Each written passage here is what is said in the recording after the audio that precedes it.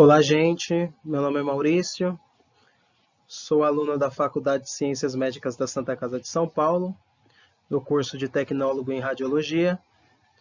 Este é o meu trabalho de conclusão de curso, com o tema Importância da Ressonância Magnética no Diagnóstico da Doença de Parkinson.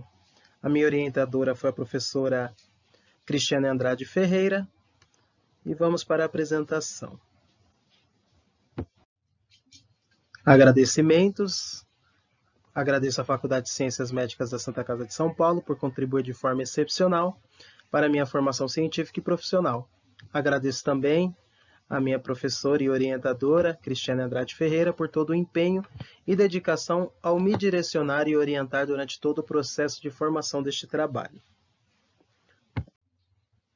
Sumário, nós iremos, abordar dentro deste trabalho a introdução, objetivo, método, justificativa, desenvolvimento, técnicas de diagnóstico, conclusão e referências bibliográficas. Introdução. A doença de Parkinson é atualmente uma das mais relevantes patologias neurodegenerativas, afetando cerca de 1% da população mundial acima dos 60 anos de idade, e reduzindo consideravelmente a qualidade de vida do doente à medida que progride. Diante do envelhecimento da população, é de extrema importância compreender e interpretar corretamente os mecanismos fisiopatológicos da doença para alcançar os avanços no diagnóstico clínico. A doença tem predominância por indivíduos a partir dos 60 anos, mas não é incomum pacientes jovens serem portadores da mesma doença. Os sintomas iniciais característicos da doença são motores, tremor em repouso, rigidez muscular e instabilidade postural. O seu aparecimento está relacionado com a perda de neurônios produtores de dopamina na substância negra compacta. Objetivo. O objetivo deste trabalho é demonstrar as vantagens da ressonância magnética no diagnóstico da doença de Parkinson em relação aos diversos métodos de diagnóstico por imagens utilizados. Método. Este trabalho tem como metodologia a revisão bibliográfica, Foram realizadas pesquisas nas bases de dados Cielo, PubMed e Google Acadêmico. Durante a pesquisa, houve uma dificuldade em localizar artigos referentes ao tema, sendo que os artigos utilizados datam dos anos de 2004 ao ano de 2007. Para os descritores, utilizamos as seguintes palavras: doença de Parkinson, neuromelanina e síndrome parkinsoniana. A pesquisa teve início em novembro de 2019 e será finalizada agora em outubro de 2020. Justificativa. Para contribuir com a comunidade científica, foi realizada a revisão de literatura com o intuito, de, através dessa pesquisa, trazer mais resultados satisfatórios no diagnóstico da doença de Parkinson, através das imagens de ressonância magnética. Com o aumento da população idosa, consequentemente, o número das pessoas com doença de Parkinson, aumentam, e se torna imprescindível estudar sobre métodos atuais de pesquisa que consigam não somente diagnosticar a doença de Parkinson, mas também tratar e acompanhar o seu desenvolvimento.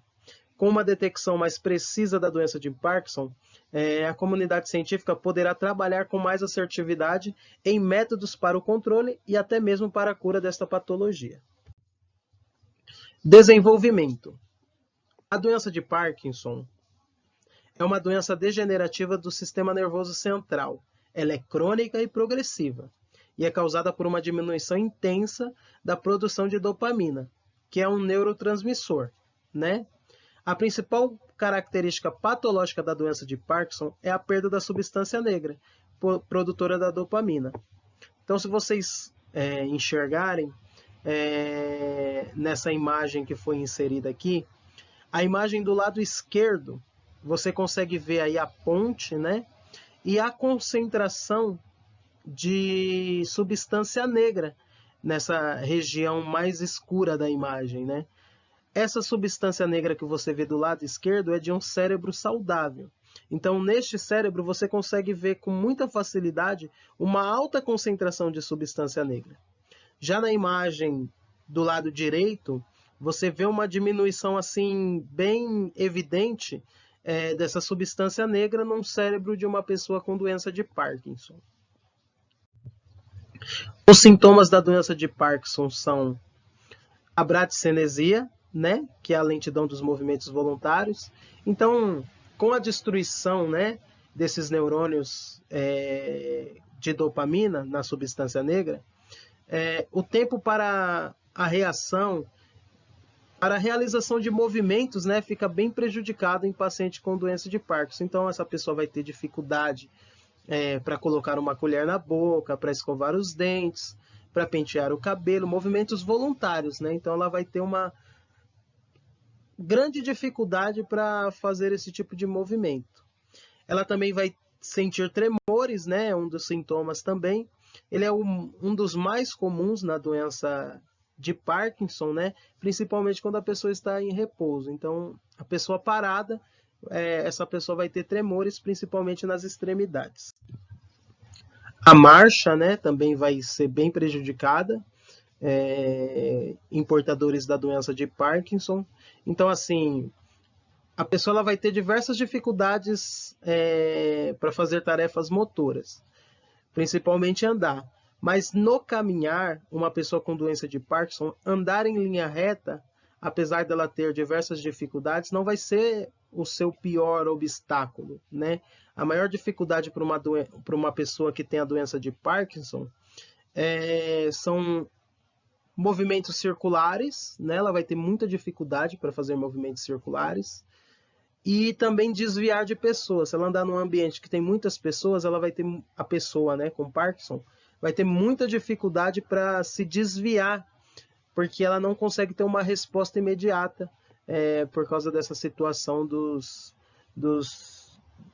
neurônios aí perdendo a dopamina. A rigidez muscular, né? Normalmente essa rigidez muscular ela atinge um braço, ela vai passar para a perna e depois ela vai passando para o outro lado do corpo, né? E sempre se desenvolvendo. Técnicas de diagnóstico. Tomografia computadorizada. A tomografia computadorizada é uma técnica que consiste no uso de raio-x, que no passado foi utilizado para analisar o encéfalo de forma mais clara. O aparelho de tomografia é constituído de uma fonte de raio-x que é ligada ao mesmo momento em que faz um movimento ao redor da cabeça do paciente, como se fosse um leque. Existem vários detectores que mudam a radiação no sinal elétrico do outro lado da fonte de raio-x, que é transformado em imagem digital, né? Então, mesmo com todos os avanços da tomografia computadorizada, a capacidade de distinguir a substância branca e cinzenta do cerebelo ainda é muito pequena.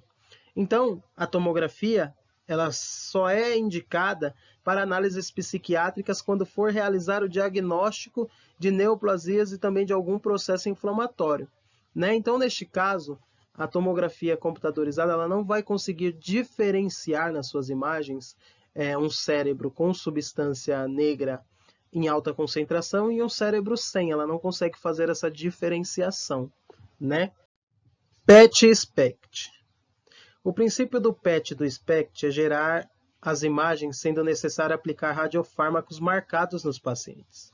Os radiofármacos são fármacos radioativos, né, utilizados para tratamento e diagnóstico de doenças que acometem o organismo humano. Por essa razão, é importante lembrar que ambas as técnicas utilizam radioisótopos e o seu decaimento radioativo dentro do corpo, sendo que a emissão de radiação ionizante pode provocar danos ao organismo a longo prazo devido aos seus efeitos cumulativos. Aqui duas imagens, né? A imagem da esquerda, um paciente normal, do cérebro de um paciente normal, né? E a do lado direito, a imagem do cérebro de um paciente com doença de Parkinson. Então você consegue ver que num paciente normal, a concentração de radiofármaco que se instala ali na ponte, na região da substância negra, ela é bem evidente, você consegue ver com muita facilidade. Já no caso da imagem da direita, com o paciente com doença de Parkinson, você tem assim uma enorme dificuldade de enxergar a concentração de radiofármaco na substância negra. Essa visualização ela é bem fraca ou até mesmo nula, né? Então, você consegue diferenciar bem também, porém você usa radiofármaco para fazer essa diferenciação. A ressonância magnética, né? A ressonância magnética tem sido utilizada de forma rotineira para avaliação de doenças do sistema nervoso central. Essa técnica demonstra uma elevada sensibilidade para a detecção de lesões. A imagem por ressonância magnética é uma técnica não invasiva, indolor e de baixo custo, que gera imagens com alta resolução e com características anatômicas e não utiliza radiação prejudicial à saúde do paciente. Bom, temos algumas imagens aqui de ressonância magnética. Na imagem A, a imagem superior do lado esquerdo, você vê o cérebro de um paciente saudável, sem a doença de Parkinson. Então você consegue ver com muita facilidade a concentração de substância negra nessa região, né? Já a imagem superior do lado direito, você está vendo uma imagem com o mesmo corte de um paciente com doença de Parkinson. Então você vê que a substância negra, apesar de existir, ela aparece de uma forma mais tímida, ela não está tão evidente e ela está concentrada em uma única região. Já do lado esquerdo, em comparação, você vê que ela está bem espalhada, né? Então, há essa diferença, você consegue ver essa diferenciação com muita facilidade na ressonância magnética. A imagem C e D também é a mesma coisa, né? Você vê que na imagem C, dentro do círculo preto, você vê uma certa concentração de substância negra. Já na imagem D, não. Então, a ressonância magnética consegue trazer essa diferenciação. Nesta outra imagem aqui, do sinal do beija-flor, você consegue ver uma redução bem evidente do mesencéfalo em relação à ponte na imagem A. Já na imagem B, do lado direito, você consegue ver que o mesencéfalo está num tamanho bem maior do que da imagem A, né? Ou seja, a imagem A é de um paciente com doença de Parkinson e a imagem B de um paciente normal. Então você vê uma redução imensa em relação a isso. No caso da imagem C, você está vendo a marca o sinal do Mickey Mouse, né? Na imagem C você vê que há uma abertura muito grande, né? Um alargamento da cisterna interpendicular, né? E já na imagem D, você consegue ver que a imagem do Mickey Mouse ela é bem diferente, né? Porque não houve esse alargamento, não houve essa degeneração dessa região. Então, na ressonância magnética, você consegue ter uma visualização bem mais evidente e consegue diferenciar de um cérebro saudável e um cérebro acometido pela doença de Parkinson. Conclusão.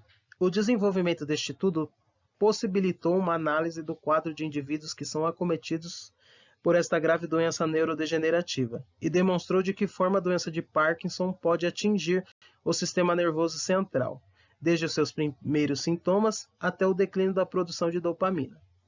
Dentre os métodos de diagnóstico utilizados na sua detecção, vimos que a ressonância magnética tem uma grande importância nesse processo, por adquirir imagens do sistema nervoso central de alta resolução, baixo custo e livre de radiação ionizante. Além disso, espera-se que essa pesquisa, com contribuição das imagens por ressonância magnética, sejam de extrema importância para o estadiamento e acompanhamento dos portadores de doença de Parkinson, para que diagnósticos mais precisos sejam realizados o mais rápido e que a terapêutica seja avaliada durante seu progresso, dando aos pacientes a oportunidade de melhores tratamentos e recursos gerais. Essas são as referências bibliográficas. Muito obrigado.